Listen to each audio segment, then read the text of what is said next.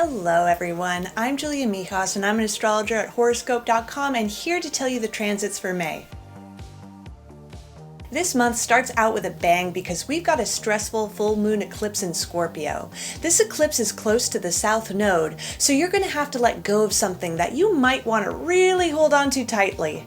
Scorpio affects our moods, our ability to transform, and our finances. Try to be flexible now so that if you do have to release something, a strong emotion or some stability and structure in your life, you can go with the flow instead of against the current.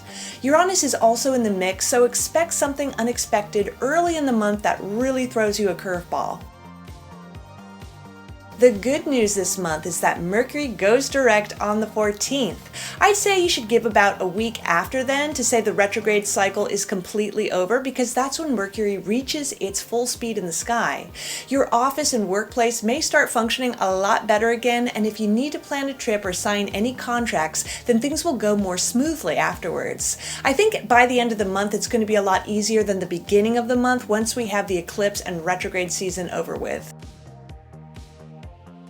I've got some pretty good news for the Tauruses of the world because the luck planet Jupiter is entering their sign mid-month. This means that Taurus suns are going to be feeling more optimistic and uplifted for the next year. It's also pretty good for health. Jupiter in Taurus is about finding growth and opportunities through the physical world, such as making more money or broadening your horizons through food and art. We all have Taurus somewhere in our chart though, and you can expect some ease and expansion in this area of your life. This is a good year also for the Taurus moons out there to put down roots and develop their sense of family. Okay, this Taurus new moon will have you starting something that gives you a sense of security or physical pleasure. This may be a time you decide to start cooking at home more or try to balance your checkbook better. This is a very fertile new moon because Mars and Pluto gently aspect it as well, so enjoy amorously expressing yourself, but remember the birth control if that's not in your plan. Taurus is about slowing down and enjoying being in your own body, so do something life-affirming by indulging yourself a little. By the end of the month, Mars, the warrior archetype, will shift into the sign of the lion.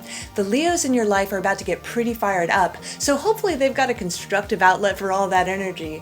Mars in Leo is driven to get noticed, so you could feel particularly peeved if you get ignored or neglected.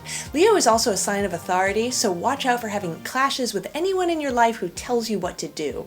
Now, wherever you have Leo in your chart is where you might be demanding more loyalty and admiration, and where you can be particularly sensitive to humiliation also during this transit.